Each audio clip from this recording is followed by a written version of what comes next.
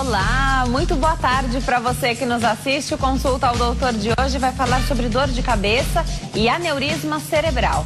Quem tira as nossas dúvidas é o médico neurocirurgião, Dr. Júlio Pereira. É ele que nos acompanha no programa de hoje, vai tirar todas as nossas dúvidas. Então, não saia daí, o Consulta ao Doutor já está no ar.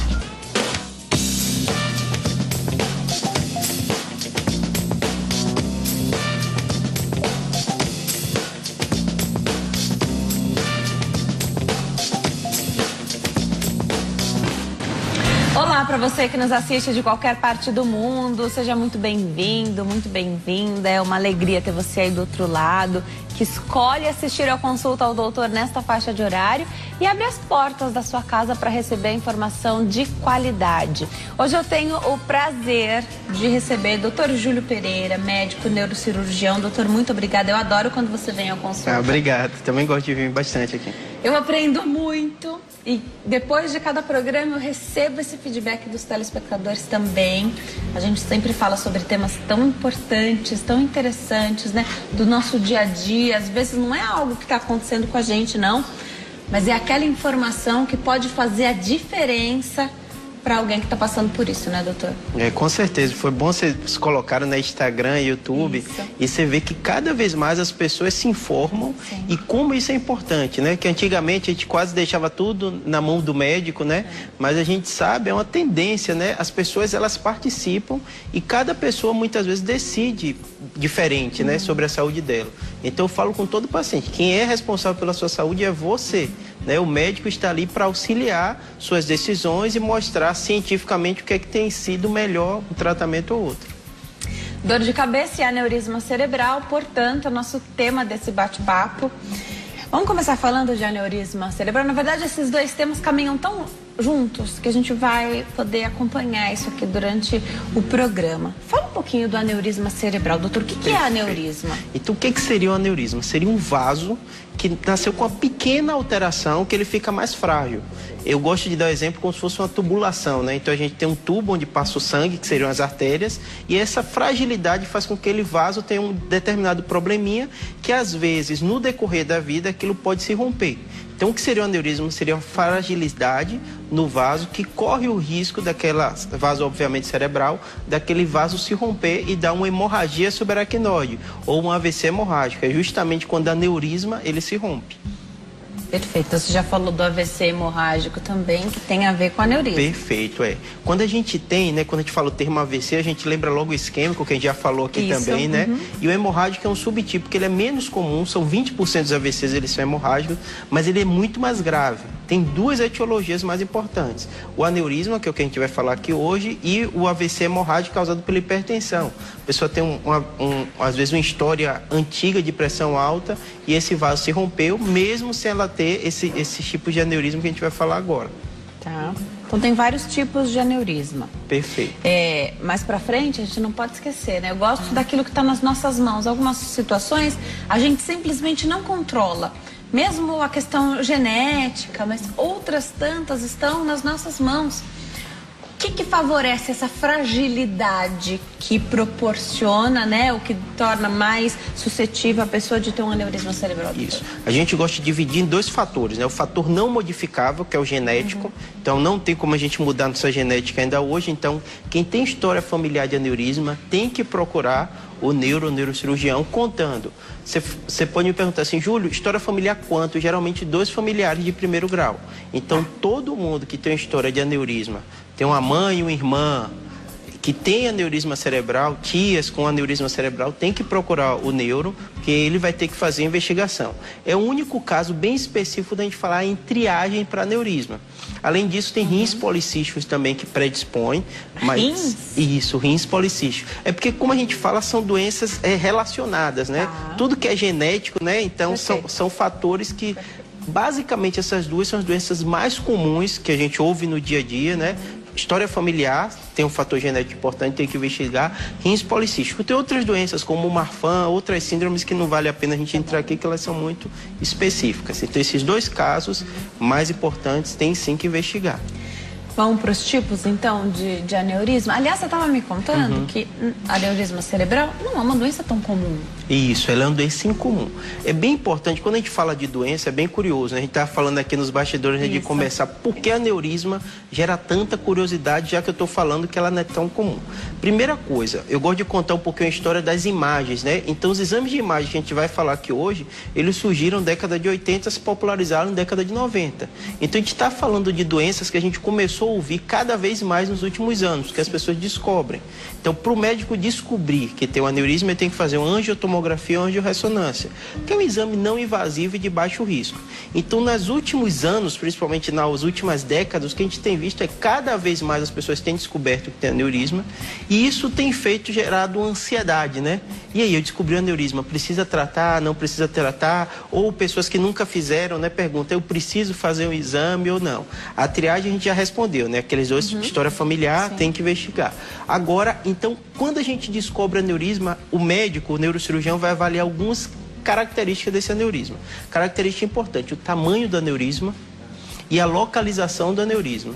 São dois fatores de quando o neurocirurgião descobre que tem um aneurisma que não rompeu, e aí ele vai juntar com o paciente e discutir quando ou não precisa tratar o aneurisma. Porque se tem um vaso frágil, se a doença quando rompe ela é muito grave, é muito plausível que ele discuta no caso específico de precisar tratar. Porque uma vez tratado, fechado esse aneurisma, a doença está curada, está tratada. Antes de haver um rompimento, já há o aneurisma lá. Então, já poderia ser localizado e identificado. Isso, perfeito. Esse é o raciocínio que leva as pessoas a perguntar quando eu preciso fazer triagem. Eu sempre falo que a medicina, ela é uma coisa dinâmica. Então, às vezes, a gente está gravando o programa hoje, pode ser que daqui a 5 anos mude, né? O YouTube vai estar lá, mas as informações já mudaram, né? Então, assim, a medicina ela é o tempo todo dinâmica. Hoje, o que tem critério, isso não é informação do Brasil, do Ministério da Saúde brasileiro, é mundial. Então a gente usa muita informação americana, que eles têm muito trial sobre isso, então isso é muito estabelecido. História de 2 familiares na família e essas doenças que eu destaquei, o rins policístico, que aí tem que fazer uma investigação. Fora isso, não tem. Então às vezes quando o paciente pergunta para mim, eu preciso fazer? Se você não tem critério, a base da evidência de hoje não precisa fazer. É claro que pode ser alguém que fuja dessa regra, né? Com certeza. Eu não tenho histórico familiar, também não tenho os hábitos que favoreçam essa fragilidade aí e proporcionem maior suscetibilidade de ter um aneurisma cerebral, e pode ser que tenha. Isso, perfeito. Agora a gente vai entrar, o que você está me perguntando é a rotina do consultório. Como é a rotina do consultório? O neurologista raramente chega já para o neurocirurgião, um paciente que tem uma dor de cabeça. A pessoa, às vezes, ela tem uma dor de cabeça, por isso que aneurisma, vamos dizer, é um tema tão... As pessoas participam tanto. Provavelmente você vai ver daqui a pouco no Facebook a quantidade de participação. Porque esse tema é muito importante. Primeiro lugar, o aneurisma, quando ele rompe, é uma doença muito grave. Então, dentro da neurocirurgia, dentro da medicina, a gente encontra poucas doenças com a gravidade tão importante, né? Para você ter ideia, eu te dizer números. 50% das pessoas chegam a morrer ou ficar com sequela grave. Então a gente tem histórias recentes, né, da esposa do Lula, tudo isso, casos que são catastróficos. Então se a gente for conversar com pessoas, né, sempre alguém vai ter alguma história, né? O parente de um amigo, ele estava bem, de repente teve uma dor de cabeça, chegou e já morreu no pronto-socorro. Então é uma doença muito grave. Por isso, quem passa pela situação, essa história ressoa muito, as pessoas vão investigar e ficam preocupados. E quando a pessoa precisa ou não procurar uma emergência com medo ou preocupada de ter aneurisma? Quando aparecer sinais de alerta. O curioso da medicina, o bom dela é isso, né? Você consegue organizar com informações que seu público vai entender e ver quais são os sinais de alerta que precisa ou não. Já você me fala desses sinais de alerta. Aliás, isso é algo muito importante. O nosso tema também é dor de cabeça e aneurisma cerebral. Muita gente sofre com dor de cabeça há décadas. De repente essa dor muda, se for a dor de um aneurisma. Já o doutor vai explicar pra gente. Vamos atender a telespectadora? Vamos lá. Quem tá na linha e fala conosco agora é a Jacira, da cidade de Cachoeirinha, em Pernambuco. Oi, Jacira, tudo bem? Boa tarde. Boa tarde. Seja bem-vinda ao Consulta ao Doutor. Fica à vontade, pode perguntar. Bem, é que eu queria fazer uma pergunta. É que assim, eu tô sentindo, às vezes, dores na cabeça e assim, uma tontura diariamente. Certo. Há quanto tempo, Jacira? Bem, já faz tempo já. E assim, eu não tô lembrada do tempo. Mais de um mas ano? Já faz tempo. Mais de ano? Mais ou menos isso. Tá. Uhum. Já tomei medicamento, mas continua. Tá. Aí você quer saber se pode... Nosso tema hoje é dor de cabeça e aneurisma. Você quer saber se pode ser algo mais grave? E também, mesmo se for só dor de cabeça, você tem solução, né, Jacira? Porque ninguém merece sofrer com dor. Mas assim, a tontura é o que tá me incomodando. Tontura é o que te incomoda mais, tá bom. É uma característica importante, né? Obrigada, Jacira. Um beijo pra você, pro pessoal de Cachoeirinha, em Pernambuco. Doutor, eu perguntei o tempo... Porque o tempo passa tão rápido. Faz bastante tempo, mas tem gente que faz 20 anos. Perfeito. Né? Mais ou menos um ano, ela tá com essa dor de cabeça. Também não é fácil, hein? Um ano sofrendo com dor de cabeça todo dia. A característica que a incomoda mais é a tontura. Perfeito, e aí, doutor? Perfeito. Primeiro lugar, Jacira, é muito importante você ter um profissional que te acompanhe. Obviamente, né, quando a gente... Doenças que são muito comuns, a gente começa em casa, né, conversa com um parente, cada um dá um palpite e dá uma opinião, né? Eu vou falar de maneira geral a dor de cabeça, com algumas características que ela informou, mas assim, Jacira, nada disso vai resolver o seu problema. Você vai ter que procurar, de um modo geral, um posto de saúde, um médico que te acompanhe. Um problema, que eu já chamo a atenção de Jacira também, né, é que os pacientes, às vezes, eles se acostumam com a dor. Né? Do jeito que você perguntou, né? Tem quanto tempo? Tem muito tempo. Então as pessoas vão se acostumando. Em primeiro lugar, Jacira, dor de cabeça é um problema comum. Comum quanto na população feminina, de 10 a 15% das mulheres têm dor de cabeça primária.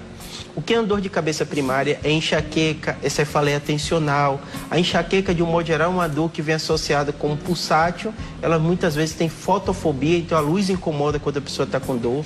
O som também incomoda. Então, assim, cada um desses subtipos de dor de cabeça, ela tem característica específica. Por que você tem que ir para o médico e ele diagnosticar isso? Mesmo que não seja uma dor de cabeça secundária relacionada com aneurisma, ela tem que ser investigada. Ela tem que ser investigada e tem que ser tratada. Dor de cabeça, para você ter ideia, a principal causa da pessoa faltar emprego. É uma das principais causas da pessoa, às vezes, ter um problema que piora a qualidade de vida, então ela fica nervosa. Ninguém com dor fica bem.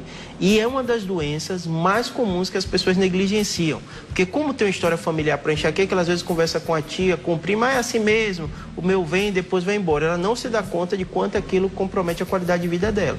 Então, primeira recomendação é procurar o médico da família, o médico do posto ou o clínico que acompanha ela para ele fazer essa investigação. Agora vamos para os possíveis tratamentos, não no caso dela, mas para as pessoas entenderem, né? Quando a dor de cabeça é primária, a gente vai diferenciar a primária da secundária. Essa que é mais comum, que eu falei, enxaqueca, tensional, ela precisa de um remédio que a gente chama para tirar dor, o termo que a gente chama de tirador é abortivo, né? Você está com a dor, vai abortar aquela dor para a dor parar. E tem um profilático. Algumas pessoas, quando tem incidência muito grande da dor, vamos dizer 2, 3 vezes por semana, ela tem que fazer um tratamento profilático. É um remédio que ela vai tomar tendo dor ou não tendo dor. Esse, Denise, é uma das causas principais que as pessoas não vão no médico e não fazem esse tratamento. Então, ela só toma aquele remédio. Eu estou com dor, eu tomo remédio. Eu tomo... Aí, o número de remédios não falta em farmácia, né? Porque sabe que dor é comum, as pessoas vão comprar e vende e a pessoa não resolve a raiz do problema, né?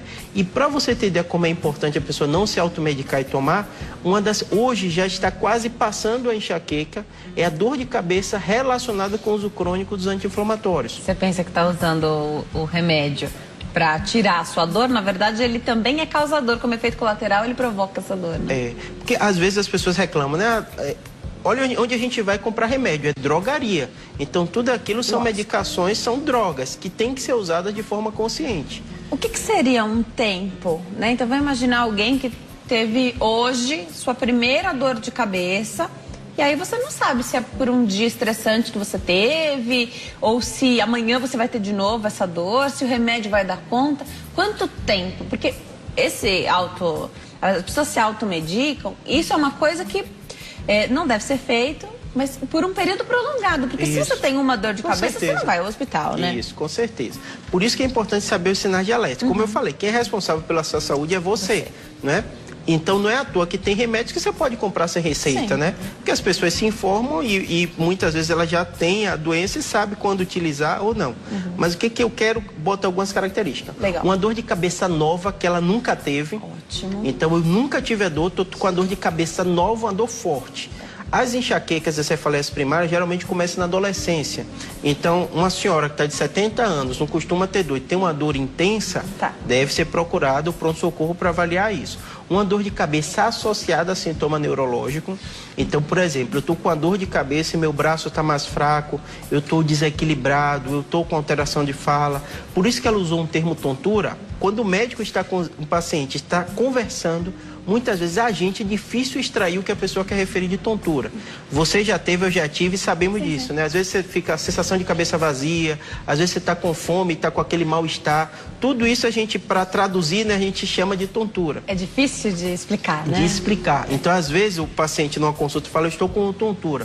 Aí você vai conversando com ele, ele na verdade está com vertigem. Está sentindo tudo rodar e tem uma labirintite. Então, são termos que às vezes se parecem e é difícil do médico, só na consulta, extrair o que é que trata aquela informação. Então, o que roda é vertigem, é vertigem, na verdade. Isso, é. Tá. Então, assim, por isso que ela falou da tontura, se tem uma dor de cabeça nova, que não tinha antes, associada a qualquer sintoma neurológico que não tinha antes, tem que procurar o médico para fazer essa investigação melhor. Ótimo. E esses são sinais de alerta. Além disso, né, quando a gente fala déficit neurológico, é alteração visual, alteração do equilíbrio, uma dor de cabeça que ela vinha muito súbita e intensa. Todos esses são sinais de alerta que a pessoa tem que procurar o pronto-socorro. Tem idade predominante do aneurisma cerebral? Porque você levantou a questão do idoso aqui. Imagina, não sabe que dores de cabeça são muitíssimo comuns, mas vamos imaginar uma pessoa que na vida dá para contar nos dedos das mãos quantas vezes um idoso que teve pouquíssimos episódios de dor de cabeça. Se começa uma dor diferente daquela que ele já conhece e ele é idoso, chama mais atenção? Isso, sem dúvida. Agora, como a gente falou, que a enxaqueca, que a cefaleia primária, ela é comum, 15% da população tem, e as outras doenças, elas são raras, quais são os casos mais difíceis que a gente vai falar? As pessoas que têm as duas coisas. Por exemplo, nada impede que alguém tenha uma enxaqueca e teve a vida inteira e de repente teve uma dor aguda relacionada a outro problema. Tanto que às vezes no consultório é difícil de você convencer, porque às vezes a pessoa já tinha uma enxaqueca, ela fala para você, eu fui no médico e ele disse que não precisava fazer exame. Eu fiz, sim, no momento não precisava, que você estava se tratando de enxaqueca. Agora a dor de cabeça mudou de padrão e se relaciona a outra doença. Então, assim, a grande questão da medicina é isso, né? As coisas mudam, né? Então, às vezes, você tem uma dor de cabeça que tem um padrão, então ela muda. Então, respondendo sua pergunta, alguém que é idoso, tem 70 anos de idade, né? Não tem dor de cabeça, ou tem um padrão de dor e a dor mudou, é imperativo se fazer o exame de imagem. Tem tumores, a gente sabe que a gente já conversou de câncer aqui, com avançada idade eles são mais comuns. O crânio, o cérebro está dentro de uma caixa fechada, então o aumento da pressão intracraniana por causa de um tumor pode dar dor de cabeça. E no caso do aneurisma, eu sempre falo assim, algumas doenças você tem que informar bem para a pessoa entender o que está acontecendo. O aneurisma cerebral geralmente quando a pessoa tem, não há questionamento, a família já leva para o pronto-socorro. Porque é uma dor muito súbita, é uma dor muito intensa e geralmente a pessoa pode perder a consciência ou ter sintomas neurológicos associados. Isso que eu ia perguntar, essa dor do aneurisma gera esse déficit, de repente, motor, uma baixa visual? Isso. Geralmente é muito clássico. É como se todo paciente falasse a mesma frase. Eu tive a pior dor de cabeça da minha vida. É como se algo estivesse explodindo dentro de minha cabeça. Foi uma dor insuportável. Então, quando ele fala dessa dor insuportável, de um modo geral, foi quando esse aneurisma rompeu. Geralmente, né, que os familiares também perguntam, quando você está de frente com alguém que tem um aneurisma roto, ele rompe e o próprio corpo faz um tamponamento. Então, o vaso rompe, mas ele tampona. Então, a pessoa tem aquela dor súbita e depois tem uma leve melhora. O corpo deu conta daquilo. Não está continuando sangrando, mas o próprio sangue que já saiu, ele irrita o cérebro. Então, por isso que a maioria dos pacientes que tem um aneurisma roto, eles vão para o pronto-socorro. Tem que drenar esse sangue? Isso. Mesmo que o corpo já estancou? Isso. O mais importante é você tratar para isso não romper. Para eu te dar um exemplo, a gente falou do sangramento de aneurisma primário, tem 50% de mortalidade e morbidade grave, é muito alto. O ressangramento, por isso que é importante ir logo no pronto-socorro, ele chega a 75%. Então, quanto antes você tampar aquele vaso, mesmo que ele esteja tamponado, de forma definitiva, é o principal fator para o prognóstico. E uma vez que a pessoa já teve um episódio desse, a chance é maior de ter de novo? Isso. Tem os aneurismas simples e os aneurismas múltiplos. A grande maioria dos aneurismas, vamos colocar em números para você entender mais ou menos assim. Então é menos de 1%, né? É 0,5%, 0,3% da população pode ter um aneurisma cerebral. Então é um número realmente relativamente pequeno frente às outras doenças mais comuns. Por outro lado, quando ele der, ele tem essa gravidade muito grande. Quem tem um aneurisma, o médico vai fazer a investigação, vou simular uma situação que acontece em todo pronto-socorro, se a gente for ver. Chegou alguém com a dor de cabeça súbita que nunca aconteceu da vida. Imediatamente o médico ouve a história, examina e manda para a tomografia. Tomografia é um exame rápido e você consegue ver na tomografia se tem ou não tem sangue. Se tem sangue onde não deveria estar, automaticamente já pede a angiotomografia. A angiotomografia é como se ele reconstruísse todos os vasos e vai descobrir se tem aneurisma ou não. Pelo local que sangrou, pelo local que você vê aneurisma, você define. Alguns pacientes, que talvez essa é a sua pergunta, têm um aneurisma em várias localizações. E aí o cirurgião vai decidir, junto com a equipe, qual vai tratar. Geralmente a gente trata o que sangrou. Algumas vezes dá para tratar múltiplos, mas na maioria das vezes trata o que sangrou. Então eu vou retomar um pouquinho. Não é uma doença comum. Perfeito. Mas quando ela existe, ela tem sua gravidade. Perfeito. E o tratamento da doença também tem sua gravidade. Isso, também tem o seu risco, tem né? Tem risco. Sem dúvida. Tá. Então, é a dúvida talvez o mais comum que a gente tenha, né? Quando o paciente ou você tem uma dor de cabeça súbita, vai no pronto-socorro e precisa tratar, a família nem dá tempo de pensar, nem de ler nada, né? Então, o médico já vai definir e dizer as formas de tratamento. Por isso que o seu programa é importante, né? Porque a gente saudável, a gente consegue ter mais informação de algumas doenças, né? Então, o aneurisma, ele tem duas formas de tratamento. O tratamento endovascular, que é como se fosse um cateterismo, é a mesma lógica dos estentes do coração. Você pega uma artéria da perna e sobe e chega lá nesse aneurisma e coloca umas molinhas ou uns estentes, para o sangue não passar mais por aquele vaso que está doente. Essa é uma forma de tratamento. A outra forma é a microcirurgia, que você tem que abrir a pele, abrir o osso, ver o vaso que está e vai colocar um clipe para o sangue não passar. Cada forma de tratamento tem o seu risco e o seu benefício. Porque todo paciente fica pensando, não, então da perna é bem melhor, né? Que não tem corte, né? Faz sentido, né? A lógica, né? De não ter, mas não é dessa forma. Não é assim porque tem a localização, qual a situação, qual a gravidade. Você deu exemplo, precisa drenar o sangue? A maioria das vezes não, mas se tiver um hematoma muito grande, às vezes vai ser obrigatório você fazer a cirurgia, que na própria cirurgia você já drena o sangue. Não são todos. O doutor trouxe algumas imagens, eu pedi pra gente colocar no ar. A primeira imagem que tem sobre o aneurisma. Depois a gente mostra mais. Perfeito, né? Aqui já está falando do aneurisma e das formas de tratamento. Legal. Você vê claramente um vaso normal e ali na ponta você vê um clipe, né, que é de metal, que está impedindo que o sangue passe para a região do aneurisma. Então para de encher essa bolinha, né? Isso, essa bolinha mesmo que é fragilizada. Esse é um tipo do aneurisma que a gente chama sacular, que parece um saco, né? Então você clipa ali e a partir daí o sangue não passa. E esse clipe fica? Esse clipe fica, ele é de titânio e a pessoa fica com esse clipe. E esse saco volta, ele retrai? Geralmente ele retrai. Legal. Logo depois da gente clipar, pra gente testar que não tá passando sangue mais por ali, a gente rompe aquele aneurisma. Então dá uma coaguladinha pra ter certeza que a clipagem tá perfeita. Isso. Outra imagem que a gente tem, que é a imagem mais de baixo, ela mostra embolização. Na mesma imagem que a gente estava mostrando? Na mesma imagem que a gente estava mostrando. Que tá vendo? Tem o cóio, que é essas molinhas que impedem que o sangue passe por ali também. Essa aqui é endovascular. Como ele vai por dentro, esse é o da perna, né? Vai pela artéria femoral, passa pelo coração, pega a carótida e chega lá. No próximo bloco, o doutor vai explicar se esse tratamento aí que é feito pela perna tem contraindicação se a pessoa já tem um problema no coração, se já teve uma cirurgia anterior desse tipo. Próximo bloco, o doutor Júlio Pereira explica tudo para nós. Aproveite o intervalo, faça suas perguntas, a gente volta já. Nós estamos de volta. Hoje eu recebo o doutor Júlio Pereira, ele é médico neurocirurgião e está nos ensinando mais sobre dor de cabeça e aneurisma cerebral. Doutor, chegou pergunta aqui durante o intervalo. A Graciele, de Itaquaquecetuba, pergunta. Ela tem uma dor de cabeça repentina, enjoo, vômito e perde o olfato. Aí tá assistindo ao programa, tá preocupada. Será que tem algo relacionado ao aneurisma? Isso, perfeito. Se ela nunca teve dor antes, geralmente tem que investigar.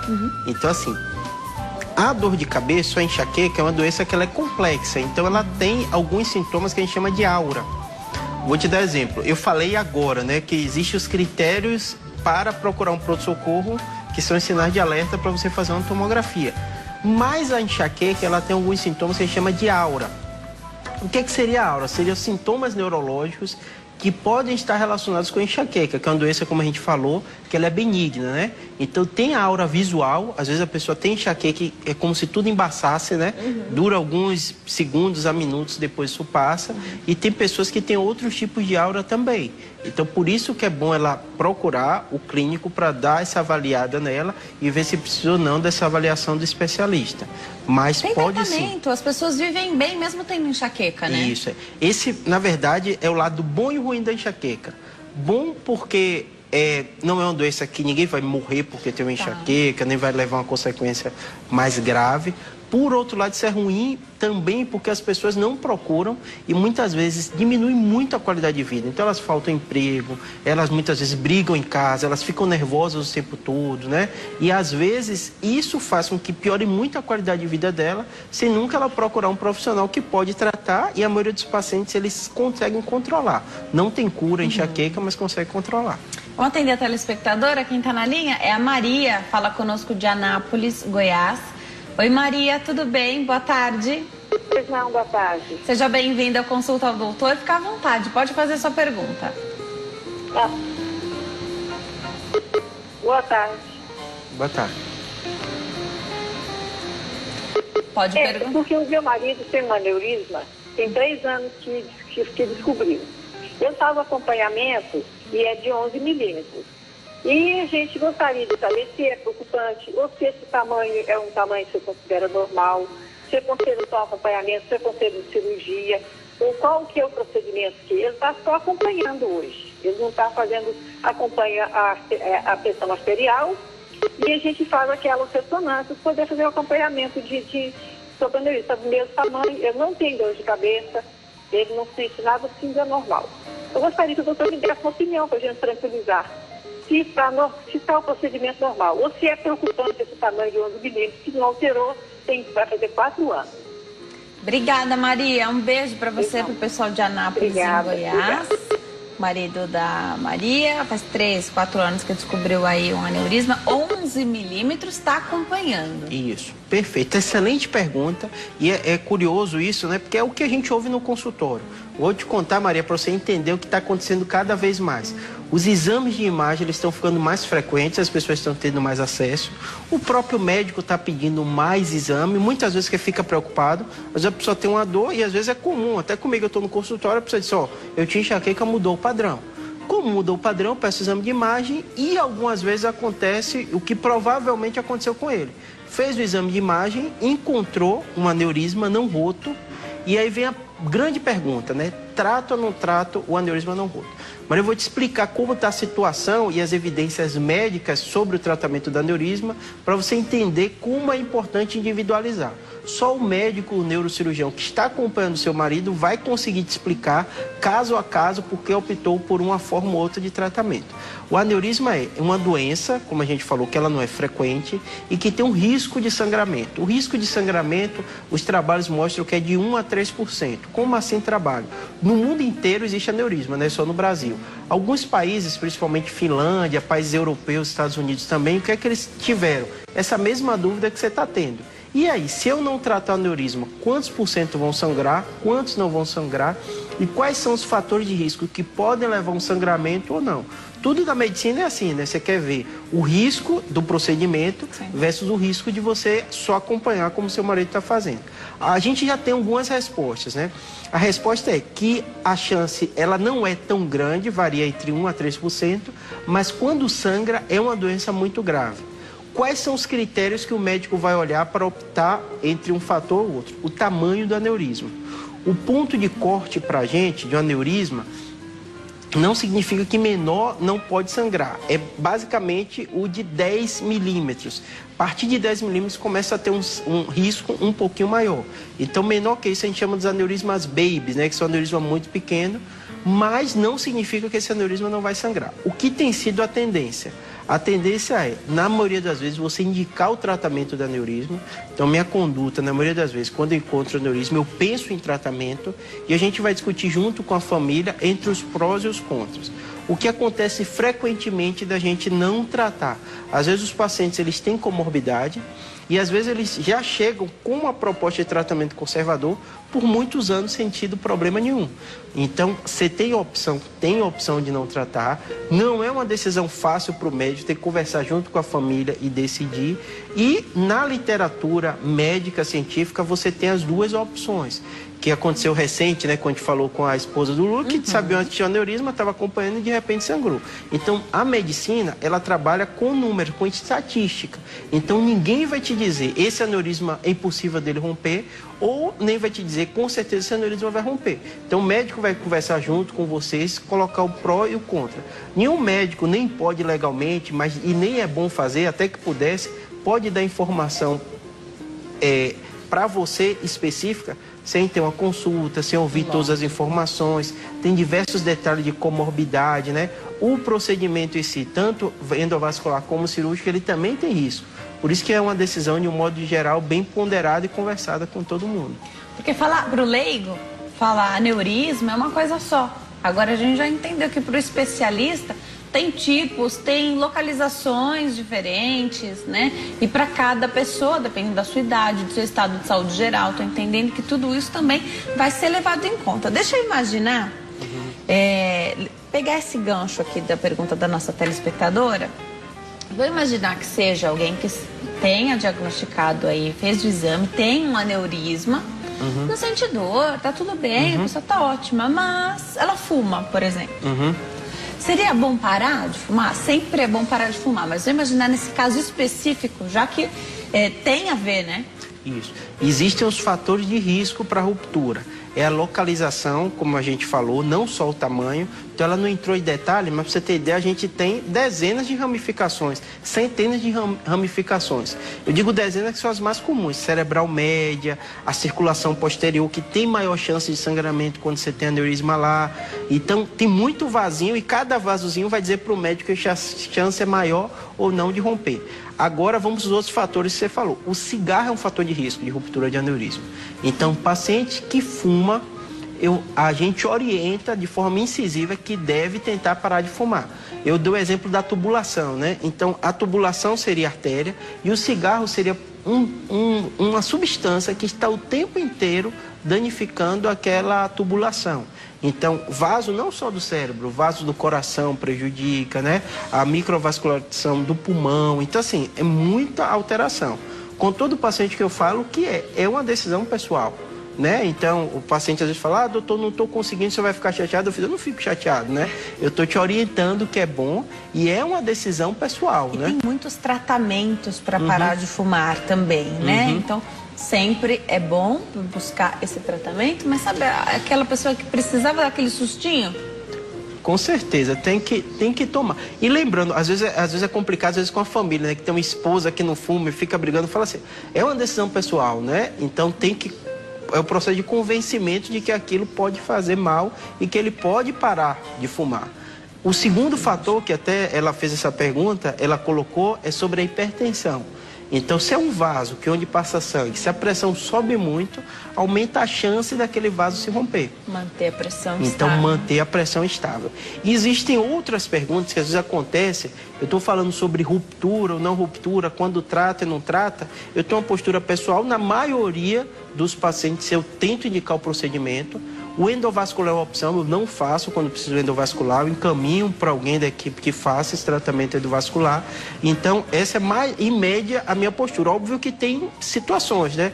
Muito fator de risco, às vezes o próprio paciente já tem anos acompanhando, nunca teve problema, ele mesmo não está muito confiante quando a fazer ou não, e eu coloco dessas, vamos dizer, indefinições científicas, né? Então, não está equivocado acompanhar o aneurisma, pode acompanhar, pode avaliar. Por outro lado, tem que ponderar muito esses fatores de riscos também. De repente a pessoa está mais exposta por um comportamento ou outro, né? Isso, é. E agora vamos para as outras perguntas que todo mundo faz, estresse, né? Então, muito paciente, como ela está contando, né? Meu marido tem. como a família e quem está ao redor lida com alguém que tem ou não aneurisma. Eu falo assim, é impossível na vida a gente não ter estresse, né? O que a gente tem que fazer é evitar situações que possam aumentar a pressão intracraniana. Então, quem faz? Eu já tive um paciente que tem um aneurisma e ele gostava de ir para a academia para pegar muito peso. Então, isso, sem dúvida, é um fator que pode aumentar durante aquele momento a pressão. Então, todos esses fatores têm que ter uma preocupação. São vários tipos de estresse, né? Já já o doutor explica mais essa questão aqui também. A Sandra está na linha, fala conosco de Itápolis, interior aqui de São Paulo. Oi, Sandra, tudo bem? Boa tarde. Boa tarde, é Sônia. Sônia, desculpa, Boa Sônia. tarde, pode fazer tudo sua bem? pergunta. Tudo ótimo, pode perguntar. Oi. É o seguinte, eu tenho meu filho, ele tem 25 anos. Tá. E desde os 7 anos ele tem uma dor na cabeça, assim, é na cabeça para acima dos olhos. Tá. E ele sempre reclama dessa dor de cabeça uma vez por mês, 2 vezes. E quando ela vem, ela demora, ela é persistente. Ele toma remédio e não passa, e volta, passa um pouco, depois volta de novo. E eu fiz exame dele quando era criança, não deu nada. Perfeito. Eu queria saber do doutor, o que ele acha que pode ser. Perfeito. Excelente sua pergunta, Sônia. Obrigada. Um beijão para você, para o pessoal de Itápolis, interior aqui de São Paulo. Obrigada, doutor. Assim, ela traz algumas características, né? Como eu falei, o mais importante é ela ir para o médico e conversar com ele examinar e ter todas as informações. Algumas características são típicas de cefaleia primária, que é como história longa, né? Desde os 7 anos, desde os 10 anos, alguém que já é adulto, mas nada impede que essa dor pode ser nova ou ela ter modificado. Muitas vezes, quando chega no consultório, um paciente já tem anos de dor, alguma coisa aconteceu que alguém que tem tanto tempo de dor, de repente ela resolve no médico. Então, o médico vai fazer com ela e com o filho dela conversar. Eu acho, Sônia, que é importante você conversar com o seu filho e convencer ele que precisa procurar o médico por isso. Dor de cabeça é uma das coisas que a gente negligencia, porque a gente já tem há 20 anos uma dor, né? 15 anos a dor. A gente meio que se acostuma, mas assim, 2 vezes por mês alguém tem que parar de fazer tudo, tem que fazer... Isso não é normal, né? Normal pra gente é que a gente convive, ainda mais um rapaz jovem, né? Sim. Sem ter dor. E principalmente que ele saiba lidar em situações de dor. Você fez uma pergunta que eu não respondi antes, que foi a idade mais comum, né? Eu falei da idade dele, tô lembrando um pouquinho. O aneurisma, de um modo geral, a incidência maior é com 50 a 55 anos de idade, a ruptura dele. Mas, de um modo geral, a pessoa já tem há anos aquele aneurisma, nunca deu problema, e essa é a idade mais comum de ruptura. No caso das cefaleias primárias, como ela contou, geralmente é isso. É na adolescência, na infância, a criança começa a ter dor e vai seguindo a vida toda tendo dor. Como às vezes acontece, a mãe procurou quando era pequena e descobriu que não era nada mais grave, ele relaxa e despreocupa, mas ele tem que fazer o acompanhamento com o médico que converse com ele e oriente cada situação específica. Então, informação mais importante que eu daria para você, no caso, seria: procura um médico da família, da mesma forma com 20 anos ele tem que fazer o check-up, né, uma vez por ano, sim, ver se a pressão está ok. Quando ele for lá, ele refere e o médico vai dar uma orientação. Então, vou te dizer, às vezes, o que acontece. O paciente que não tem dor tão frequente, como parece ser o caso, uma vez por mês, o médico vai conversar com ele, vai ver todas as condições e vai orientar. Quando você tiver dor, você toma esse remédio para parar a dor. É muito comum em mulher, não é o caso do seu filho, mas às vezes tem mulher que nunca tem dor durante o mês inteiro, mas no ciclo menstrual, naquele período, ela tem dor. Então, às vezes, o neurologista, ele orienta ela a fazer. Quando estiver perto do seu ciclo, você vai tomar por 2, 3 dias esse remédio para tentar passar a dor. Então, é importante essa orientação e procurar o médico também.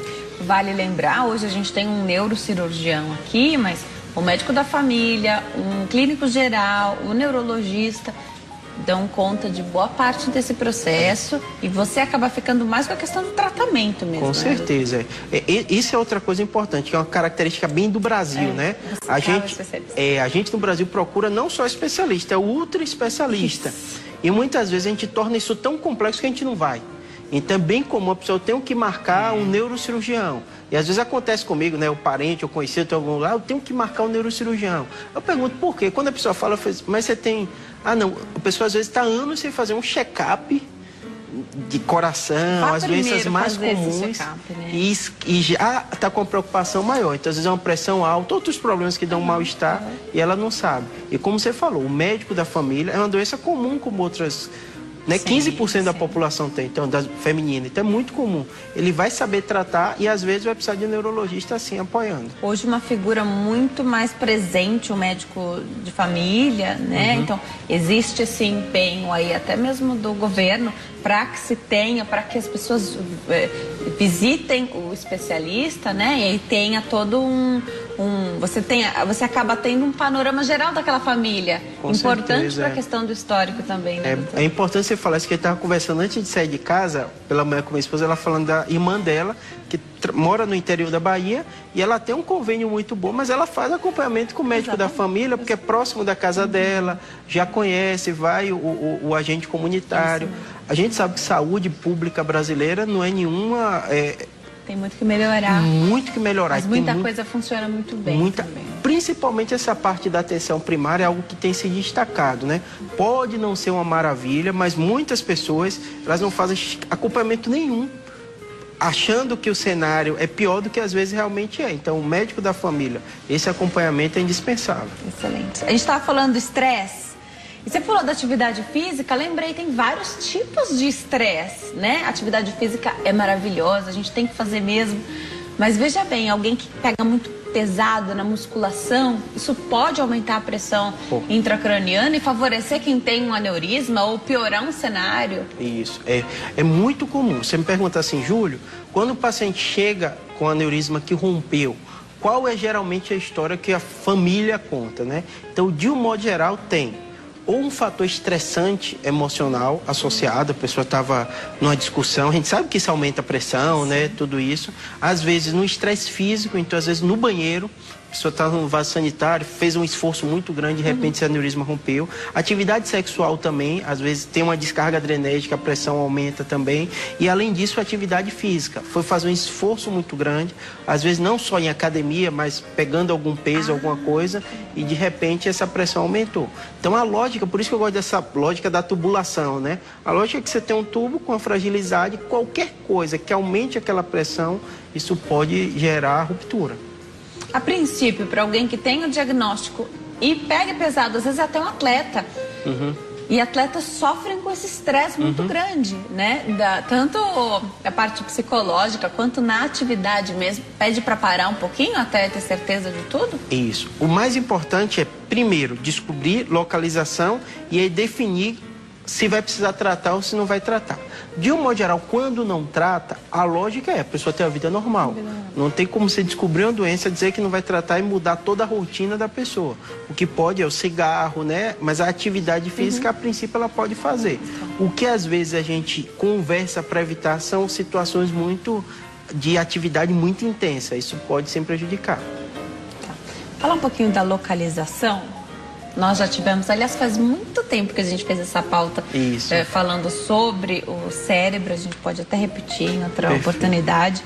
Tudo no cérebro, todas as localizações são nobres, né? Perfeito. Tudo tem uma função muito importante.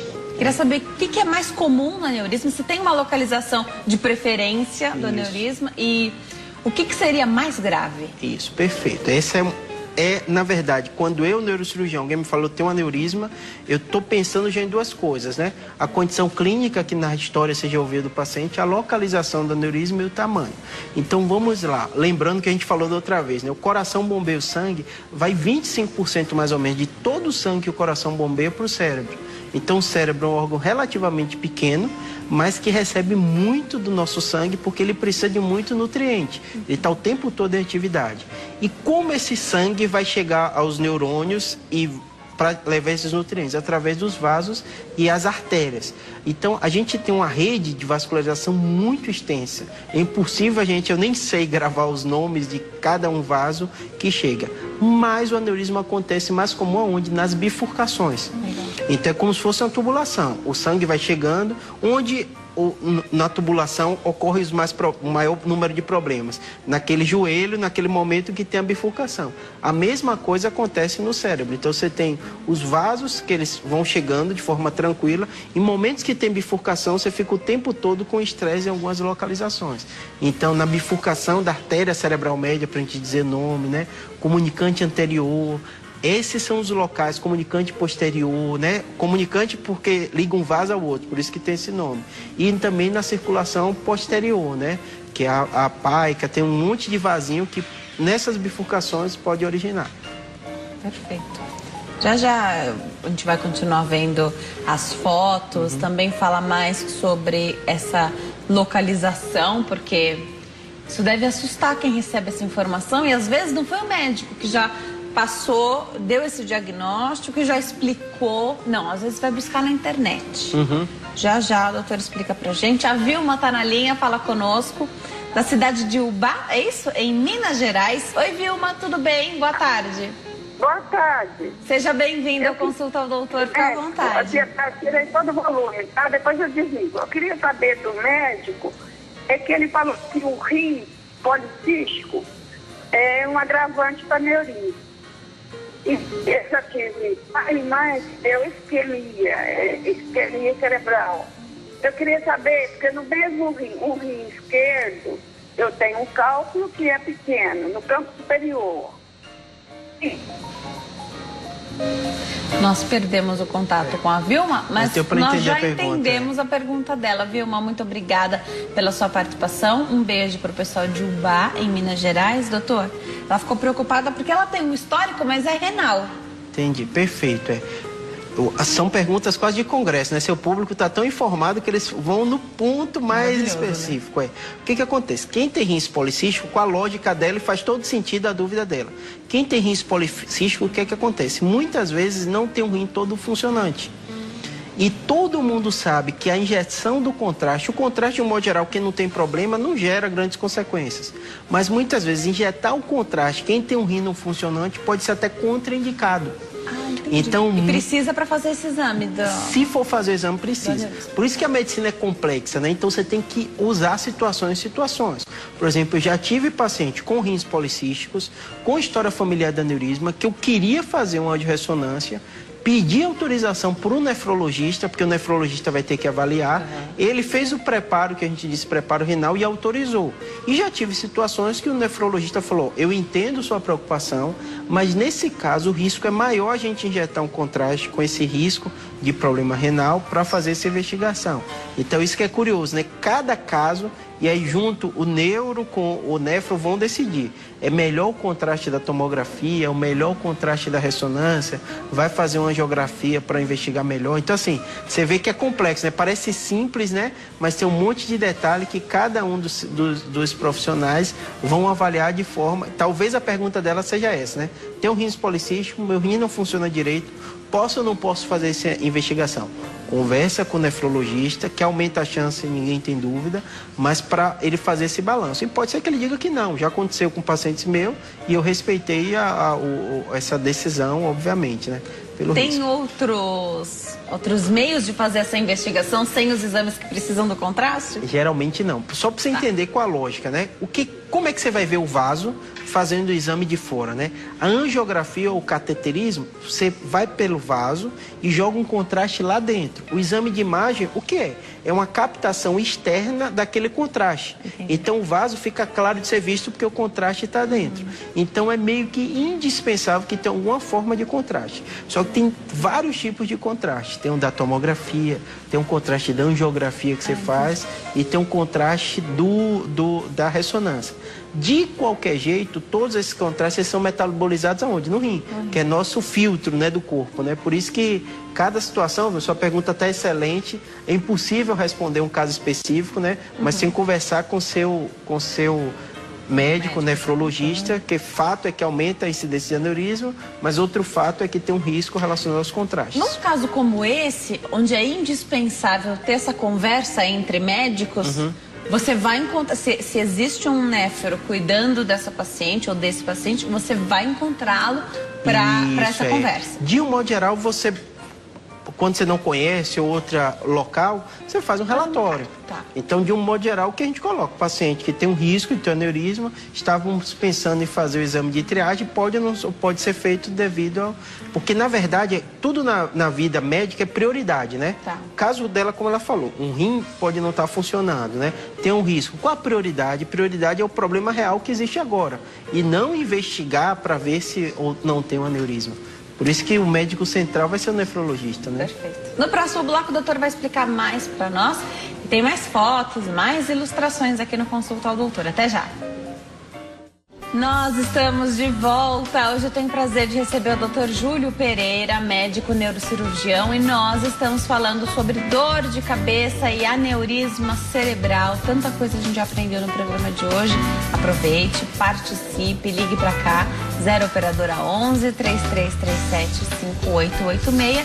Também pelas nossas redes sociais, você já sabe o caminho, lá no facebook.com/consulta ao doutor, facebook.com/Denise Luque. Tô te esperando no meu Instagram também, @Denise Luque, doutor. Você falou da localização do aneurisma, que tem localizações diferentes. E o paciente leigo, né, deve te perguntar, doutor, mas e aí? Por ser nessa localização, é que eu preciso tomar uma providência tão rápida?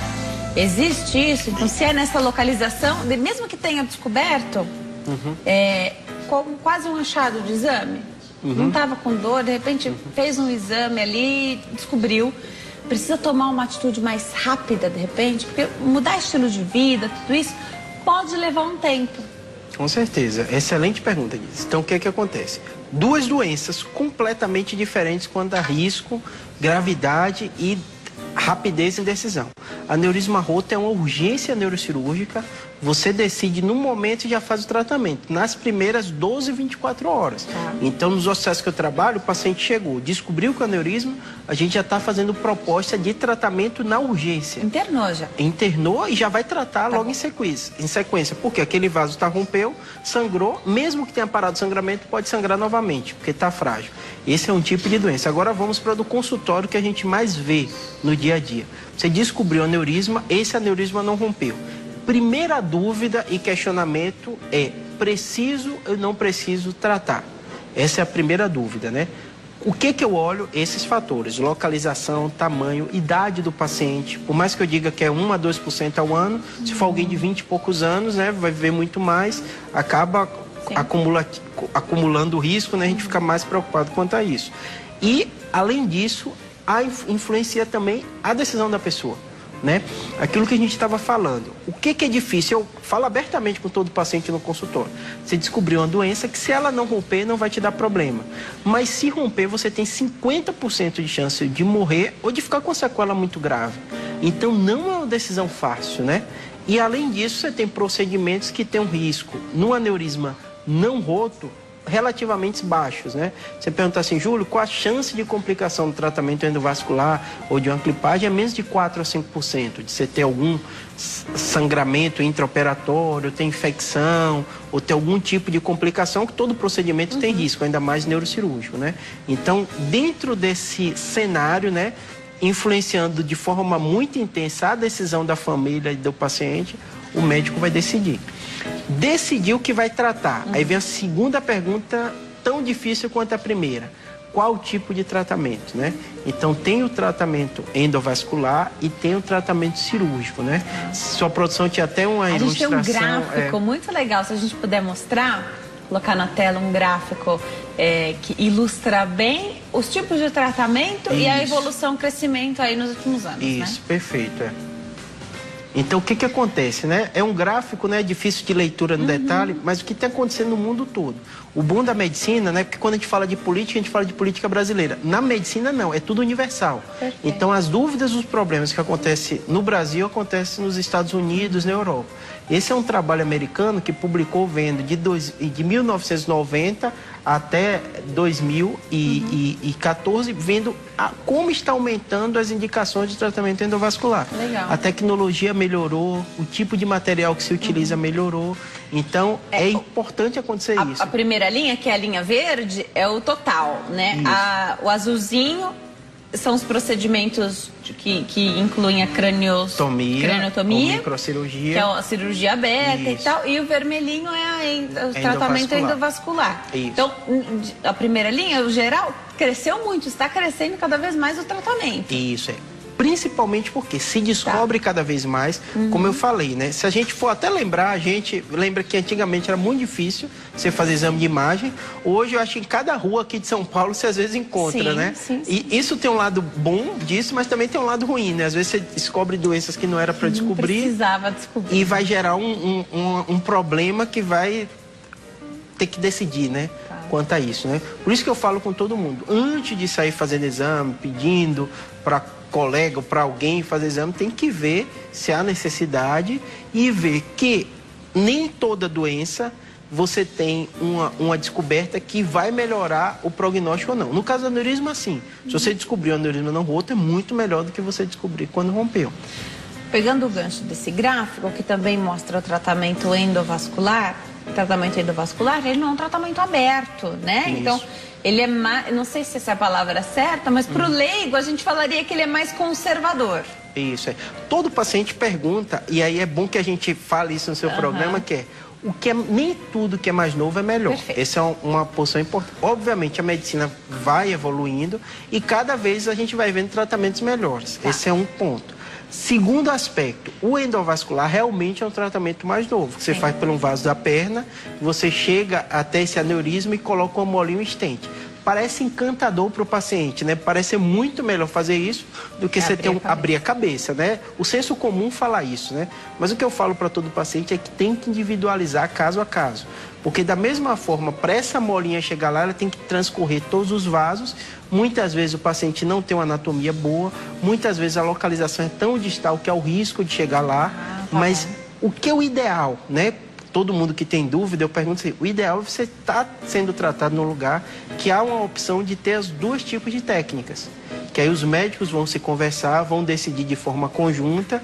Por exemplo, nos hospitais que eu trabalho, eu vejo um paciente que às vezes chegam com essa dúvida sobre fazer microcirurgia, eu encaminho para o colega endovascular, ele avalia e opta, me liga e fala, ó, Júlio, nesse caso eu acho que especificamente, então por isso que é importante você estar no lugar que tem as duas opções.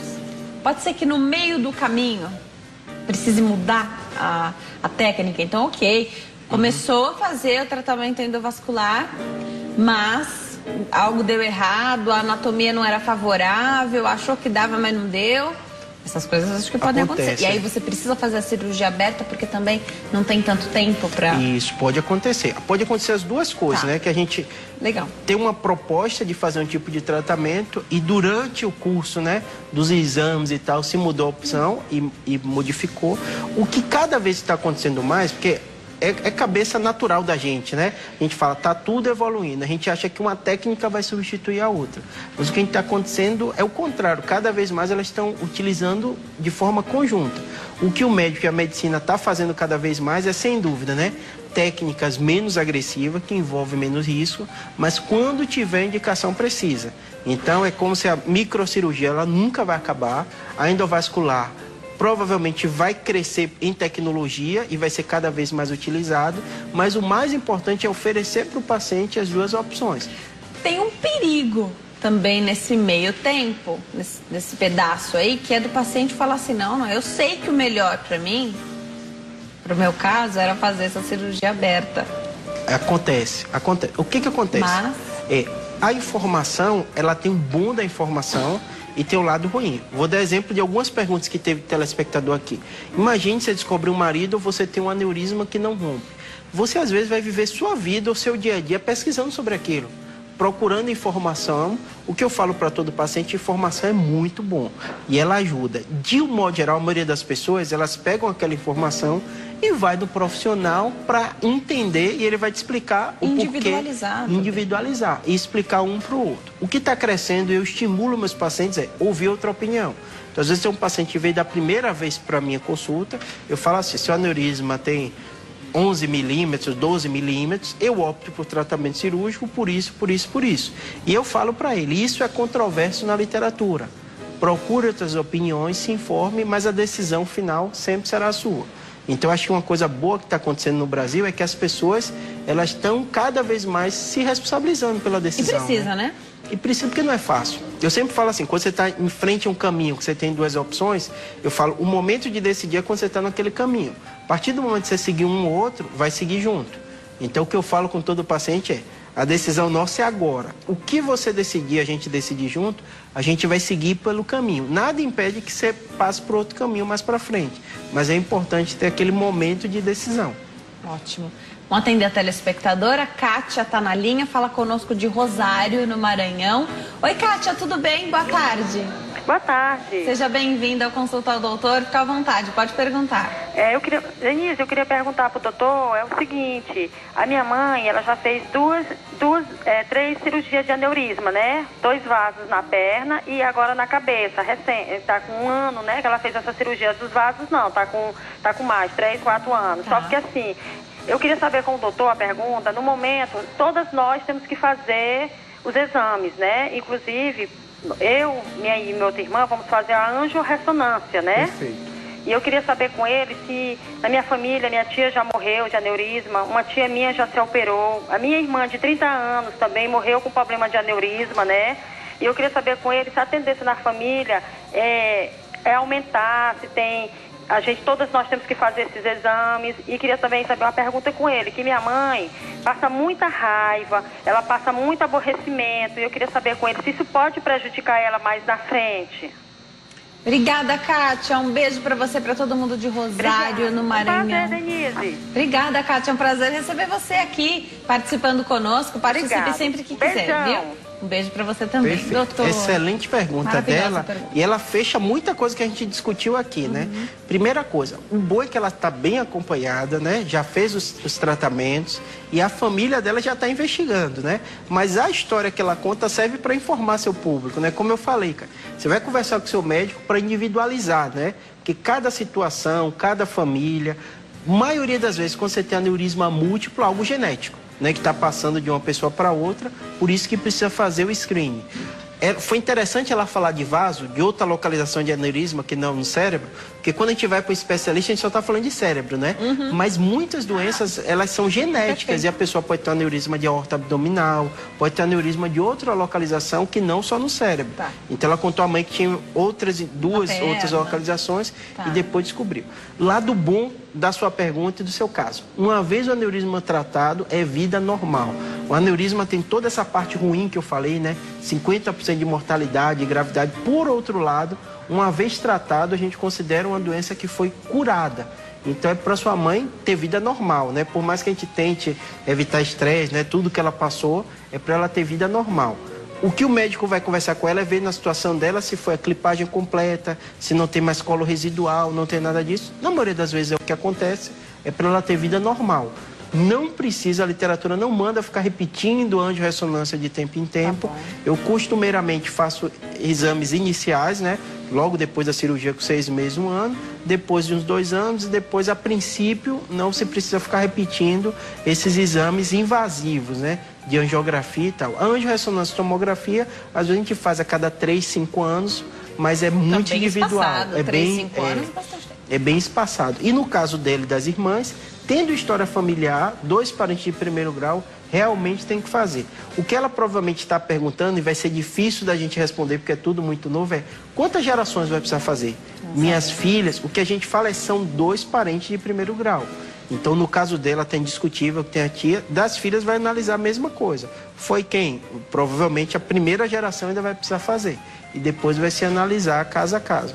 Mas o mais importante, como ela já está bem acompanhada, já foi pedido o exame, é estar conversando com esse médico que está acompanhando sua família, para ele individualizar cada situação. Vamos colocar mais fotinho no ar? De aneurisma, assim a gente consegue explicar. Isso, doutor. Perfeito. Essa ilustração está excelente, né? Então, o que a gente vê, né? Naquela figura mais alta, a ideia da bifurcação, né? Você vê que tem uma dobra. Como tem uma dobra, tem a bolinha, que é justamente o vaso. Esse é o aneurisma sacular. Na imagem de baixo já define com o nome, né? O aneurisma sacular, que forma tipo um saco. O aneurisma fusiforme, que é um dos mais difíceis de tratar. Porque, imagine, é como se o tubo importante, ele fosse todo formasse um aneurisma. Então, é impossível você fechar Não faz clipagem, completamente. A clipagem é difícil. Às vezes você consegue reconstruir colocando o clipe de um lado e do outro, mas é bastante complexo. E muitas vezes tem que passar um stent, que ele bota tipo um tubozinho, que é o stent que o endovascular coloca e vai excluir aquele vaso e o sangue vai passar todo por dentro daquele stent. Então não vai ter a chance de ter um sangramento maior. E a imagem de baixo é o aneurisma que rompeu, né? Você vê que tem um sangue ali saindo. Então essa ilustração ficou muito boa mesmo. Essa localização seria o que, por exemplo? Isso. Aí você tinha que ver toda a anatomia, que eles estão tirando só um pedacinho que a gente quer mostrar. Mas ali no rosto daquele rapaz, você vê provavelmente aneurisma de carótida ou de cerebral média dessa localização. O que pode ficar como sequela de um aneurisma? Excelente pergunta, né? A gente, resumindo, né? A gente já falou o que é o aneurisma, a gente já falou quais são os sintomas mais comuns e os sinais de alerta que precisa procurar. A gente já falou muito bem do tratamento, né? Agora a gente vai falar do prognóstico, né? O mais importante é como aquela pessoa está quando chegou. Então, alguém chega comatoso, a gente tem scores na medicina que ajudam isso. O paciente chega comatoso, entubado com aneurisma roto, ele tem um prognóstico pior, mesmo tratando, e tem o risco de sequela maior. Alguns pacientes eles chegam com dor de cabeça intensa, mas estão conversando, movimentando tudo, eles têm um prognóstico maior. Tem vários scores que ajudam isso. Então, o que eu falo com todo paciente é, o principal fator é como o paciente está quando chegou e quando foi tratado. O sangue que rompeu, ele irrita o cérebro por um período. Então, até 14 dias depois, ainda tem uma chance de ter um vasoespasmo. O que é o vasoespasmo? O sangue irritou e o vaso, que teoricamente está normal, ele se irrita e pode dar um AVC isquêmico como consequência do sangue. Então, por isso que o paciente que tem um aneurisma roto, às vezes é curioso, que você está o paciente internado, ele está super bem, fala, doutor, eu quero ir para casa. Eu fiz, não, você tem que passar esse período do vasoespasmo, porque muitas vezes dá do nada, o paciente está super bem recuperando e aquela irritação que deu lá atrás irrita um vaso e dá esse vasoespasmo. E outra complicação que às vezes acontece é a hidrocefalia, porque o sangue pode cair dentro dessa parte do líquido e obstruir. É por um tempo ou pode ser que tenha que tomar, fazer um outro tratamento aí para isso? De um modo geral, é nos primeiros dias. Então, por isso que eu falo, o tratamento é curativo, mas você tem um período quando o aneurisma rompeu mais crítico, que é nesses primeiros 14 dias. Eu vou passar aqui os contatos do doutor. O telefone é um WhatsApp, né, doutor? Isso, 995038838, 995038838, 011 é um telefone de WhatsApp. No YouTube é fácil de encontrar Neurocirurgia BR. Neurocirurgia BR. Doutor, eu adorei te receber aqui. Volte mais vezes, porque tem mais perguntas Com ainda. certeza. Até sobre esse tema a gente pode refazer nossa pauta sobre a importância aí de todas as funções do cérebro, entender melhor as localizações. Obrigada. E seu programa é bom porque dá tempo, né? Então você acaba que o seu público tem um conhecimento bem maior sobre o tema. Obrigada, viu, doutor? Obrigado. Bom fim de tarde.